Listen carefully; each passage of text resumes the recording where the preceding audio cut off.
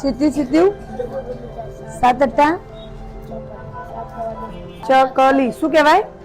પછી રાખડી. હવે જાતે કરો, જાતે કરો. અહીંયા પેન્સિલ મૂકો. દીર્ઘઈ કરો. આ સરખી કરો. લૂછી દે. ચલો લખો. બધા બેસી ના રહે. કોઈ લખવાનું. છગડ છે લખો. છગડ છે. તો આને શું કહેવાય? કમળનો